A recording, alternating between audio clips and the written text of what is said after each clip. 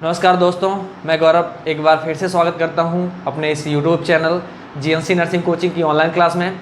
दोस्तों, आज हम एक नया सब्जेक्ट स्टार्ट करने वाले हैं और इसके पहले जितने भी लेक्चर हुए हैं उसमें MSN एनाटॉमी फिजियोलॉजी 2 सिस्टम की फिनिश हो चुकी है, जिसमें पहला डाइजेस्टिव सिस्टम और नेक्स्ट कार्डियोवैस्कुलर सिस्टम हो गया था। आज हम स्टार्ट करेंगे OBG और OBG में 0 लेवल से या बेस से स्टार्ट करेंगे और कॉम्पिटिटिव एग्ज़ाम के लेवल तक इसको हम कंप्लीट कराएंगे। तो स्टार्ट करते हैं OBG। OBG क्या होती है एक्चुअल में, इस सब्जेक्ट का सबसे पहले हम डेफिनेशन देखेंगे, क्या मतलब होता है, इंट्रोडक्शन कराएंगे। तो यहाँ पर इंट्रोडक्शन ऑफ OBG यानी इंट्रोडक्शन कराएंगे इसमें सबसे पहले। तो जो OBG वर्ड है इसके अंदर 2 वर्ड छुपे हैं। जो OBG वर्ड है इसके अंदर 2 अलग से वर्ड छुपे हैं। इसकी बात की जाए तो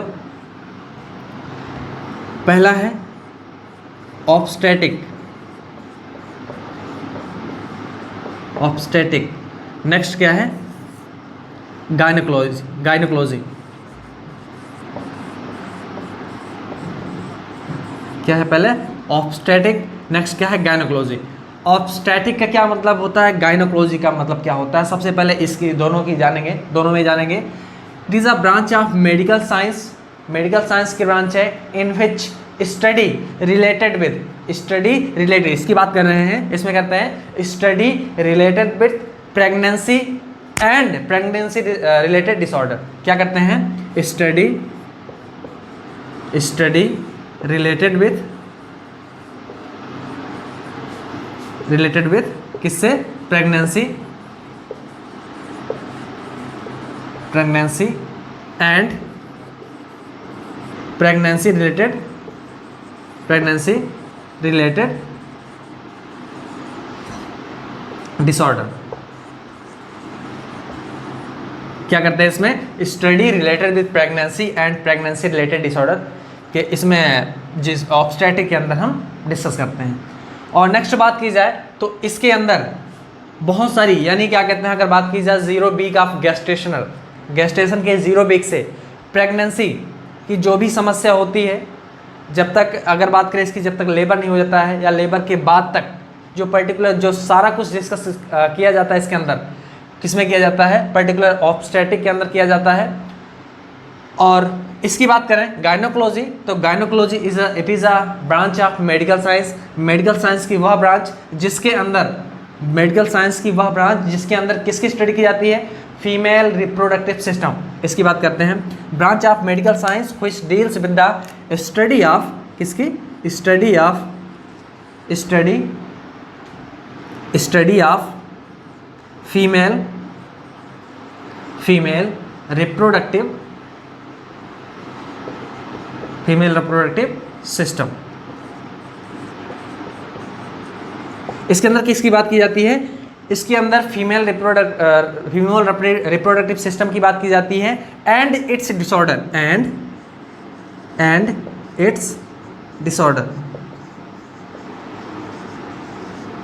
इसके अंदर अगर बात करें तो जो फीमेल रिप्रोडक्टिव सिस्टम है उसकी सारी स्टडी गायनोकोलॉजी के अंदर, प्लस उससे रिलेटेड यानी पर्टिकुलर जो भी डिसऑर्डर रिप्रोडक्टिव सिस्टम से फीमेल के रिलेटेड हैं उसको किसके अंदर डिस्कस करते हैं, गायनोकोलॉजी करते हैं। और all age of female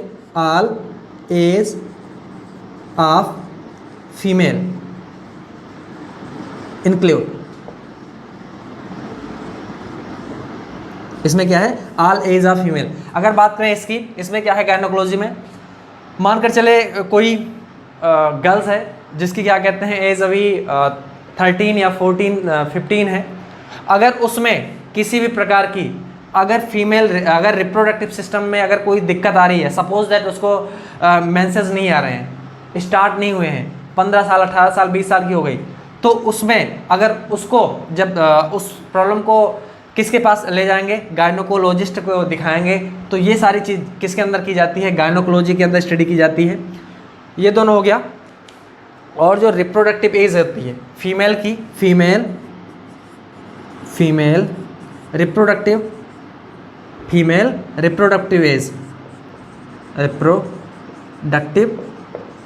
as female की रिप्रोडक्टिव एज कितनी होती है, 15 to 45 ईयर, 15 से 45 साल।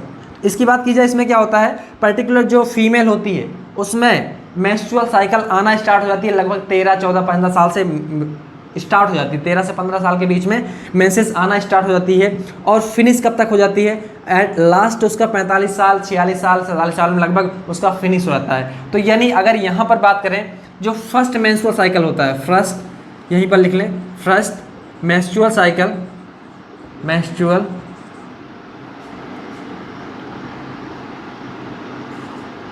साइकिल, फर्स्ट मेंस्ट्रुअल साइकिल को क्या कहते हैं, मीनार, क्या कहते हैं, मीनार, मीनार। और लास्ट अगर मीनोपॉज, यानी ये रिप्रोडक्टिव की लास्ट एज, लास्ट जो कंडीशन होती है उसे कहते हैं मीनोपॉज। उस समय क्या होता है, सब कुछ खत्म हो जाता है, उस समय हार्मोन्स भी सभी चले जाते हैं। नेक्स्ट बात की जाए, जो रिप्रोडक्शन की क्या कहते हैं कैपेसिटी होती है वो भी खत्म हो जाती है। पर्टिकुलर उसके अंदर क्या नहीं बनते हैं, ओवम का फॉर्मेशन नहीं होता, वो कंडीशन क्या कहलाती है, वो कंडीशन कहलाती है मीनोपॉज। क्या, मीनोपॉज। पॉज का मतलब पता ही है, मेंसेस का खत्म हो जाना, मेंस, और पॉज मतलब रुक जाना, यानी यहाँ पर मेंस्ट्रुअल साइकिल का नहीं आता है। नेक्स्ट बात करें, ओवम का फॉर्मेशन नहीं होता है, सारे जो क्या कहते हैं हार्मोन्स होते हैं वो सारे चले जाते हैं। और ये कंडीशन क्या होती है, 45-46 साल तक लगभग खत्म हो जाती है, फिनिश हो जाती है। तो इसे क्या कहते हैं, मीनोपॉज। ये कुछ वर्ड दोनों हो गए, आशा करता हूँ ये समझ में जरूर आया होगा। नेक्स्ट बात करते हैं इसके आगे।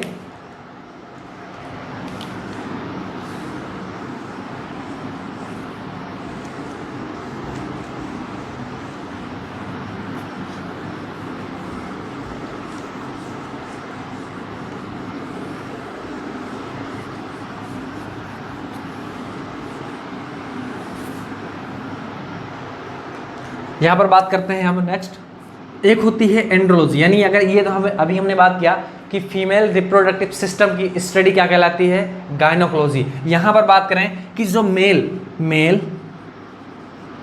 रिप्रोडक्टिव,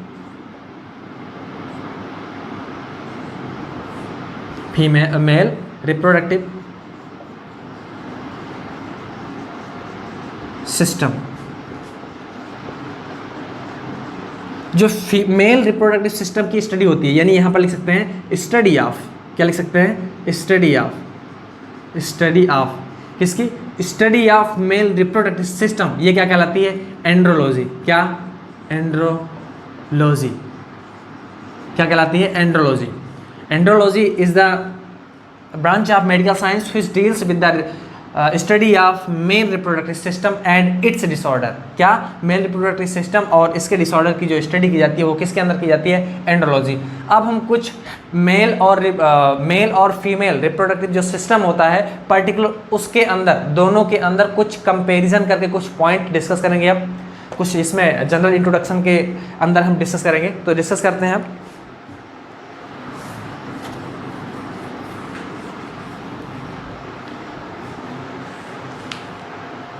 यहाँ पर पहला मैंने क्या लिखा, male reproductive system, male reproductive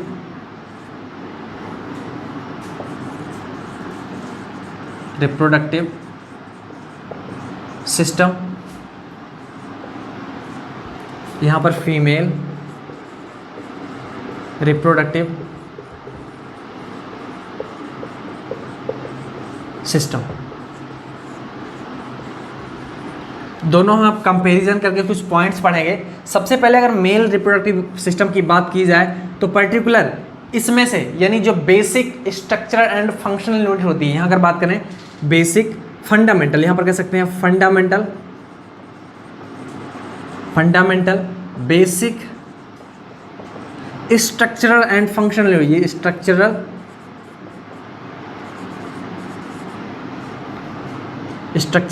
and functional, जो अपना ऑर्गन होता है वो क्या होता है, किसके अंदर, मेल के अंदर, ये क्या होता है, टेस्टिस होता है। टेस्टिस क्या होता है, टेस्टिस होता है। और पर्टिकुलर टेस्टिस से क्या निकलता है, पर्टिकुलर इसमें से हार्मोन्स निकलता है। यहाँ की बात की जाए टेस्टिस से एंड्रोजन, क्या निकलता है, एंड्रोजन निकलता है, जिससे क्या कहते हैं, मेल हार्मोन्स। यहाँ पर लिख सकते हैं मेल हार्मोन्स, मेल हार्मोन। क्या निकलता है? Particular fundamental basic structure and functional organ क्या होता है? टेस्टिस होता है। पर्टिकुलर मेल जो हार्मोन्स होता है टेस्टिस के द्वारा मेल हार्मोन्स का सिक्रेशन होता है। इस मेल हार्मोन्स को निकालने के लिए पर्टिकुलर क्या ज़रूरी है? टेस्टोस्टेरोन।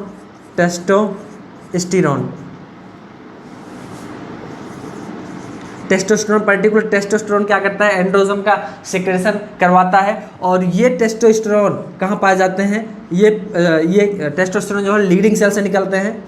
Leading cell. और ये लीडिंग सेल कहाँ पाई जाती हैं? ये पाई जाती हैं सेमिनिफेरस ट्यूब्यूल। कहाँ पाई जाती है? सेमनीफेरस ट्यूब्यूल पाई जाती है। यहाँ पर देखें सेमनीफेरस ट्यूब्यूल के अंदर लीडिंग सेल पाई जाती है। लीडिंग सेल के अंदर से सिक्रेशन किसका होता है? टेस्टोस्टेरोन। टेस्टोस्टेरोन क्या करता है? पर्टिकुलर एंड्रोजन का सिक्रेशन टेस्टिस से किया जाता है, टेस्टिस से करवाता है। तो यहाँ पर ये बात हो गई, मेल हार्मोन्स की बात हो गई। यहाँ पर जो structure and basic functional structure हो गई या ऑर्गन है वो टेस्टिस है। फीमेल की बात करते हैं, जो इसमें फंडामेंटल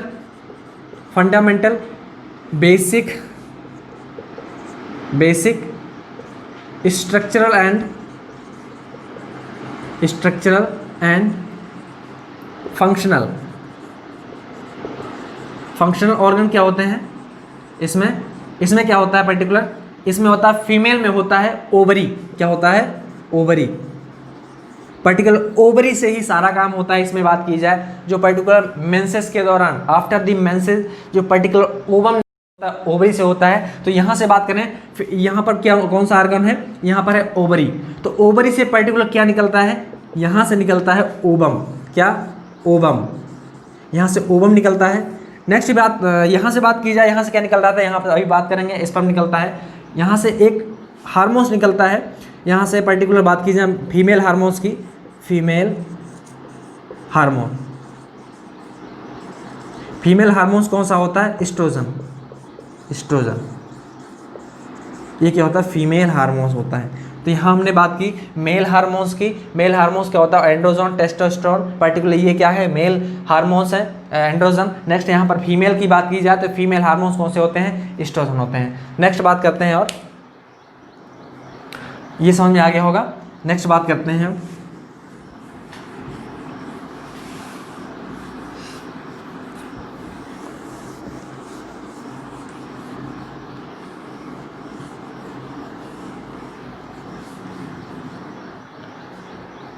मेल के अंदर बात की जाए तो मेल की जो पेल्विस होती है, मेल पेल्विस, जो मेल पेल्विस होती है, इसकी बात की जाए तो जो इसमें मेल होता है, मेल की जो पेल्विस है वो किस प्रकार की होती है? यहाँ पर होती है एंड्रॉयड। क्या? एंड्रॉयड।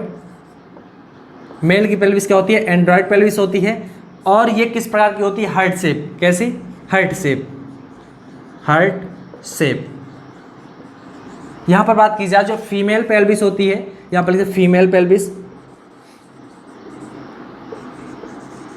जो फीमेल पेल्विस होती है वो किस प्रकार की होती है? वो होती है gynaecoid. G for girl, G for gynaecoid. यहाँ पर देखते हैं गायनेकॉइड पेल्विस। यहाँ पर जी से यहाँ पर याद रखने का थोड़ा सा ट्रिक है। यहाँ पर G for gynaecoid, G for girl. Girl के अंदर कौन सा पेल्विस होता है? गायनेकॉइड होता है। यहाँ पर बात करें कि इसका स्ट्रक्चर कहती है कैसा शेप होता है? इसका राउंड शेप होता है। कैसा? राउंड शेप होता है। इसका थोड़ा सा कैसा होता है? हार्ट शेप होता है। यहाँ पर किसका है? कैसा है? राउंड शेप है। तो यहाँ पर पेल्विस की बात हो गई। नेक्स्ट बात करते हैं इसके अंदर, दोनों के अंदर जो करें कि जो मेल है, मेल रिप्रोडक्टिव सिस्टम है, इसके अंदर से यानी टेस्टिस से क्या निकलता है? स्पर्म निकलता है। और फीमेल के जो ओवम है, फीमेल के ओवरी से क्या निकलता है? ओवम। क्या निकलता है? ओवम। पर्टिकुलर यहाँ की बात करें कि जो स्पर्म है, स्पर्म की बनने की जो प्रक्रिया है, the process of forming sperm क्या कहलाती है? स्पर्मेटोजेनेसिस। क्या? स्पर्मेटोजेनेसिस। क्या? स्पर्मेटोजेनेसिस। यहाँ पर बात करें ओवम की, तो ओवम के फॉर्मेशन, यहाँ जो ओवम है दिस इज अ हाइपोथेसिस। क्या है ये? हाइपोथेसिस। एक्चुअल में क्या होता है? Secondary oocyte। ये ओवम क्या है? हाइपोथेसिस है। इसको क्या कहते हैं? Secondary oocyte। क्या कहते हैं? सेकेंडरी oocyte कहते हैं। तो जो स्पर्म के फॉर्मेशन की जो प्रोसेस है उसे क्या कहते हैं? स्पर्मेटोजेनेसिस। यहाँ पर ओवम या सेकेंडरी oocytes की जो बनने की प्रोसेस है उसे क्या कहते हैं? इस यहाँ पर कहते हैं oogenesis।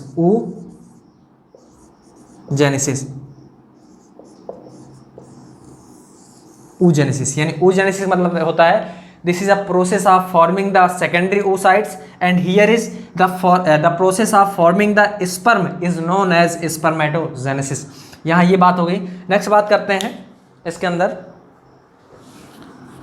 ये दोनों कंपैरिजन करके पढ़ने से यहाँ जल्दी से याद होता है, इसलिए यहाँ से दोनों को कंपैरिजन करके बताया जा रहा है। नेक्स्ट बात करते हैं, जो मेल होता है यानी मेल के अंदर जो सबसे छोटी सेल होती है, यानी मेल के अंदर बात की जाए smallest cell into the male के अंदर जो सबसे स्मॉलेस्ट सेल होती है उसे क्या कहते हैं? यहाँ पर स्पर्म होता है। क्या होता है? स्पर्म मेल के अंदर सबसे छोटी सेल होती है। अभी बात करेंगे कितना इसका क्या कहते हैं साइज होता है। यहाँ की बात करें जो फीमेल है, फीमेल रिप्रोडक्टिव सिस्टम के अंदर या फीमेल के अंदर सबसे जो छोटी सेल है female smallest cell in the female के अंदर कौन सी सबसे छोटी सेल होती है? इसके अंदर होता है प्लेटलेट्स। क्या होता है? प्लेटलेट। यहाँ की बात करें, ये तो बात हो गई स्मॉलेस्ट की। अब लार्जेस्ट की बात करते हैं। लार्जेस्ट सेल क्या होती है मेल के अंदर? ये होती है इन द मेल के अंदर कौन सी होती है? यहाँ पर होती है न्यूरॉन। क्या होती है? न्यूरॉन होती है। यहाँ की बात करें जो फीमेल रिप्रोडक्टिव सिस्टम है या फीमेल के अंदर सबसे बड़ी सेल, यहाँ पर क्या है? यहाँ पर मेल के बारे में सबसे बड़ी सेल की बात कर ली, हम यहाँ पर फीमेल की बात करते हैं। लार्जेस्ट सेल किसके अंदर? फीमेल के अंदर। वो कौन सी होती है? ओवम। क्या होती है? ओवम। सबसे बड़ी सेल किसके अंदर होती है? फीमेल के अंदर होती है। और मेल के अंदर कौन सी होती है? न्यूरॉन होती है। अब यहाँ पर साइज की बात करते हैं कि पर्टिकुलर बड़ा है तो कितना बड़ा है, छोटा है तो कितना छोटा है, इसके बारे में बात करते हैं। यहाँ पर जो स्पर्म का साइज है, यहाँ पर लिख सकते हैं साइज ऑफ स्पर्म साइज कितना होता है? ये होता है 50 माइक्रोन। कितना? 50 माइक्रोन। कितना होता है? 50 माइक्रोन। यहाँ की बात करें जो फीमेल रिप्रोडक्टिव सिस्टम, इसमें क्या है? ओवम। यहाँ से क्या निकलता है? ओवम की साइज की बात की जाए, इसकी साइज की बात की जाए तो पर्टिकुलर इसका साइज होता है 130 माइक्रोन। कितना होता है? 130 माइक्रोन। ये किसका साइज है? ओवम का साइज है। ये किसका साइज है? पर्टिकुलर ये साइज है अपना इधर स्पर्म का। ये हो गया। नेक्स्ट बात करते हैं, इसके अंदर कुछ पॉइंट्स और हैं, यहां पर आप देखेंगे।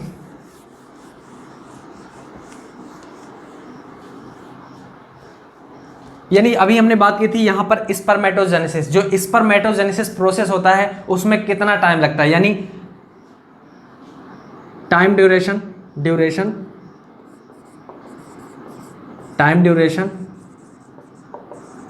इन द किसमें? स्पर्मेटोजेनेसिस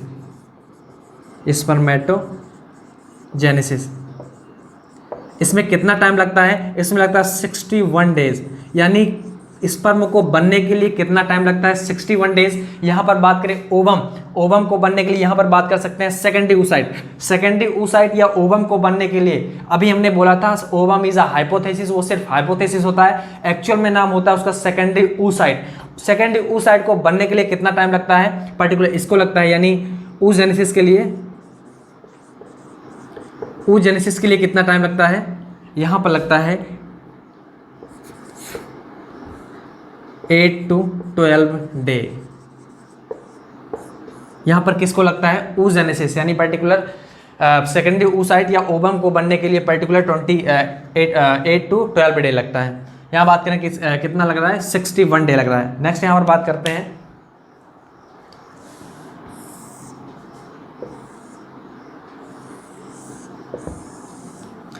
यहाँ पर जो स्पर्म होता है, पर्टिकुलर स्पर्म की बात करें, स्पर्म, तो इसकी बात करें तो ये क्या होता है? डिप्लॉयड होता है। क्या होता है?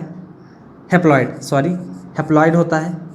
अब ये हेप्लॉयड क्या होता है इसकी बात करें तो यहाँ पर हेप्लॉयड का मतलब होता है इसके अंदर जो क्रोमोसोम, अपने जो नॉर्मल सेल होती है उसके अंदर कितने क्रोमोसोम होते हैं? उसके अंदर पर्टिकुलर 46 क्रोमोसोम होते हैं। यहाँ पर हेप्लॉयड का मतलब उसके क्रोमोसोम आधे हो जाएं। कितना? यहाँ पर जो सेक्स क्रोमोसोम है उसमें एक ही रहता है। और नेक्स्ट बात की जाए कि यहाँ पर जो स्पर्म है इसके अंदर हेप्लॉयड सेल यानी 23 क्रोमोसोम पाए जाते हैं। क्या पाए जाते हैं? 23 क्रोमोसोम। यहाँ पर बात की जाए, यहाँ पर स्पर्म है, यहाँ पर क्या है? ओवम। ओवम ये भी क्या है? हेप्लॉयड है। क्या है? हेप्लॉयड सेल है। इसके अंदर भी कितने होते हैं? 23 क्रोमोसोम। कितने होते हैं? 23 क्रोमोसोम होते हैं। इन दोनों की अब चर्चा करते हैं।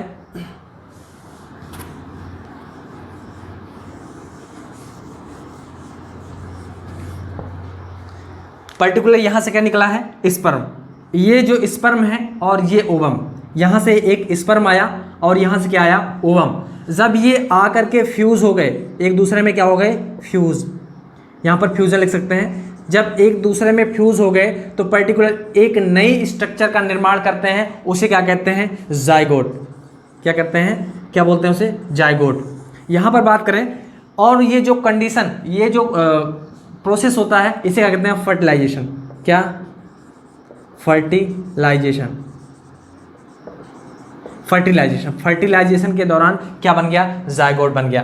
हमने यहाँ पर देखा था ये स्पर्म क्या था? हेप्लॉयड सेल थी और इसके अंदर क्रोमोसोम कितने थे? 23 थे। यहाँ पर हमने देखा ये भी हेप्लॉयड सेल है। अब पर्टिकुलर क्रोमोसोम कितने थे? यहाँ पर 23 थे। यहाँ बात की जाए कि अब ये जो जाइगोट बना ये क्या है? Single cellular structure. क्या है? ये सिंगल सेलुलर स्ट्रक्चर है और पर्टिकुलर इसके अंदर कितने क्रोमोसोम पाए जाते हैं? 46। कितने? इतना इधर मेल से यानी फीमेल से, सॉरी मेल से कितने आए? 23। अब फीमेल से कितने आए? मेल से 23 और फीमेल से 23 मिलकर कितने हो गए? 46 हो गए, जो कि एक सिंगल सेलुलर स्ट्रक्चर बन गई। यहीं से आप लाइफ का, किसी भी बच्चे की लाइफ का जो पहली सेल होती है यहीं से स्टार्ट होता है। आगे बात करेंगे इसमें ब्लास्टोमियर, मोरूला, बहुत सारी आगे कंडीशन आएगी, उस ब्लास्टूला, इसके आगे आगे धीरे धीरे हम डिस्कस करेंगे। तो यहाँ पर सबसे पहले बात कर रहे हैं, यहाँ पर जाइगोट बन गया।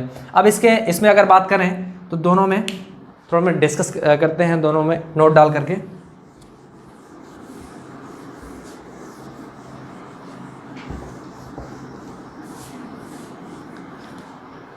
यहाँ पर अभी हमने देखा हेप्लॉयड।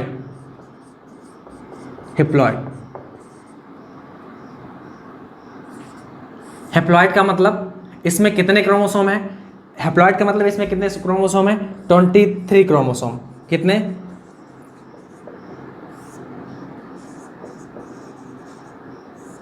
कितने क्रोमोसोम? 23। और 23 में भी 22 क्या है? ऑटोसोम। क्या है?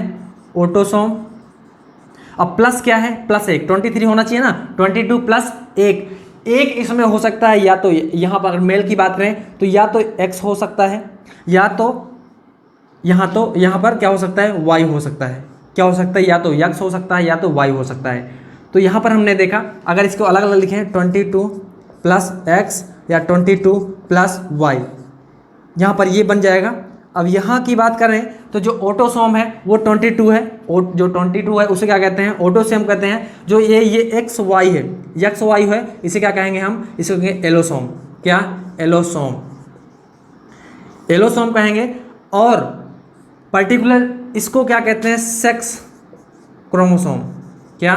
Sex chromosome. अगर अब यहां से बात की जाए कि पर्टिकुलर ये मेल में क्या पाए जाते हैं, या तो एक्स पाया जाएगा या तो वाई, यानी दोनों इसमें पाए जाते हैं, एक नहीं पाएंगे, या तो इसमें दोनों पाए जाते हैं। और इसकी बात करें फीमेल की, तो इसमें क्या है, इसमें भी जो ओवम अभी निकला था, क्या? ओवम। ये भी क्या था? हैप्लॉइड, हैप्लॉइड था। यहां की बात करें तो जो ओवम है, पर्टिकुलर ओवम से, ओवम में कितने क्रोमोसोम होते हैं? यहाँ पर 23 होती हैं, जो कि क्या है, अभी हमने बात की हैप्लॉइड है। अब इसमें भी 22 क्या होगा, 22 क्या होगा यहाँ पर? ऑटोसोम। क्या होगा? ऑटोसोम। और जो प्लस एक्स रहेगा, एक्स क्या है? Sex chromosome.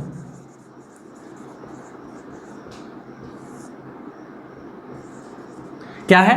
एक्स क्या है? क्रोमोसोम। यहां पर अगर बात करें फीमेल की, फीमेल के अंदर सिर्फ एक्स होता है, यहां पर वाई नहीं होता है। और जो मेल है, मेल के अंदर क्या होता है? एक्स हो सकता है और वाई दोनों हो सकता है। अगर अब दोनों की बात करें तो कितना हो गया? अब कितना हो गया?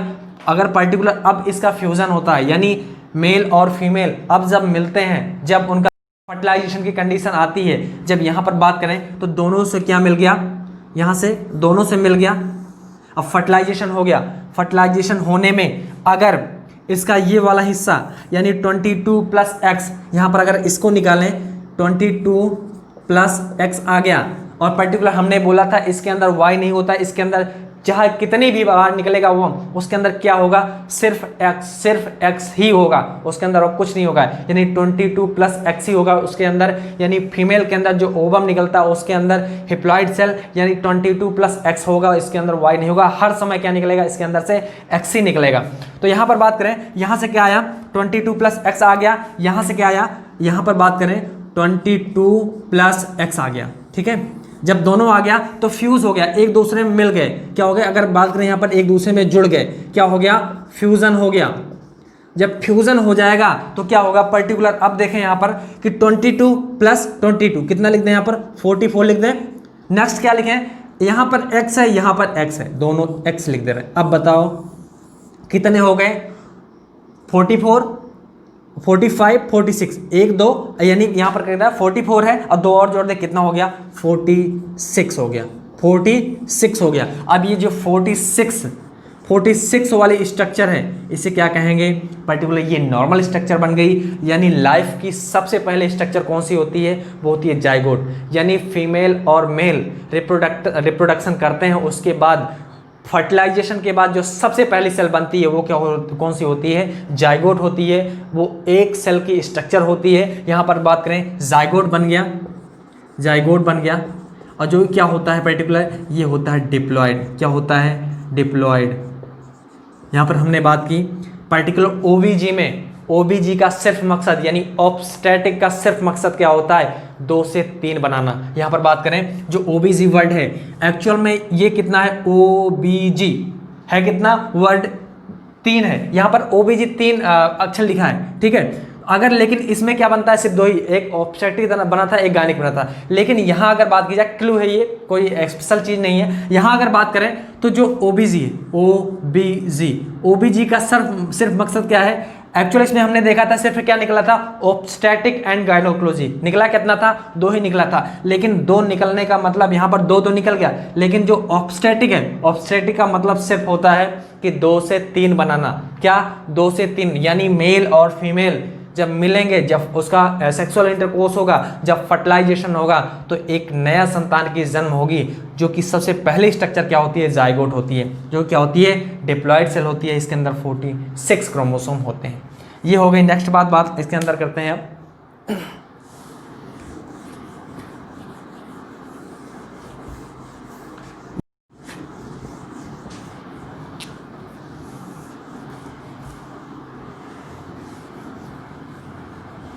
एक वर्ड यहाँ पर एक और है जो होता है मिडवाइफरी नर्सिंग। क्या होता है? Midwifery nursing. क्या मतलब है इसका? मिडवाइफरी नर्सिंग का मतलब होता है नर्सिंग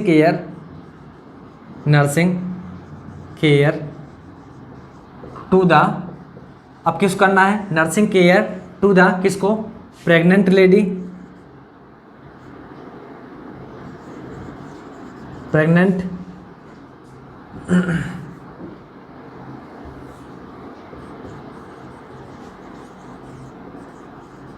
प्रेग्नेंट लेडी, प्रेग्नेंट यहाँ पर लेडी या फीमेल किसी करना है। इसमें मिडवाइफरी जो नर्सिंग, मिडवाइफरी नर्सिंग है क्या करती है, नर्सिंग केयर किसकी करती है, प्रेग्नेंट फीमेल की करती है, या female in labour, female in labour, labour is a condition in which baby is born, baby born करने की जो क्या कहते हैं, जो कंडीशन हो, जो सिचुएशन होती है, क्या कहते हैं, लेबर, लेबर के दौरान बेबी का बर्थ होता है। तो उसके दौरान जो पर्टिकुलर नर्सिंग केयर, नर्सिंग के द्वारा जो केयर की जाती है वो किसके अंदर की जाती है, मिडवाइफरी नर्सिंग। नेक्स्ट होता है आफ्टर डिलीवरी, आफ्टर डिलीवरी, यानी नर्सिंग केयर किसको देना, प्रेग्नेंट लेडी या प्रेग्नेंट फीमेल को देना, फीमेल इन लेबर, जो फीमेल लेबर की कंडीशन में है उसको नर्सिंग केयर देना, और आफ्टर डिलीवरी, डिलीवरी के बाद जो पर्टिकुलर जो केयर की जाती है फीमेल की, वो किसके अंदर आती है, मिडवाइफरी नर्सिंग के अंदर आती है। इसको हम हर एक, जितने आज हमने टॉपिक डिस्कस किया, छोटे छोटे पॉइंट्स डिस्कस किए, इसको पर्टिकुलर पॉइंट्स नहीं है, ये पर्टिकुलर एक ब्रॉड टॉपिक है, सभी को हम एक एक लेक्चर में डिस्कस करेंगे। तो आज का जो इंट्रोडक्शन था आज यहीं तक, आगे हम नेक्स्ट डिस्कस करेंगे इसके छोटे छोटे जो पर्टिकुलर जो छोटे छोटे टॉपिक हैं या जो छोटे छोटे पॉइंट्स थे, इसको हम डिस्कस डिटेल में करेंगे। तो आशा करता हूँ आज का जो इंट्रोडक्शन पढ़ाया गया ये ज़रूर समझ में आया होगा। अगर आया हो तो वीडियो को लाइक करें, अपने दोस्तों के साथ ज़्यादा से ज़्यादा वीडियो को शेयर करें। अगर आप हमारे चैनल पर नए हैं तो हमारे चैनल को सब्सक्राइब करें। Thanks for watching my video.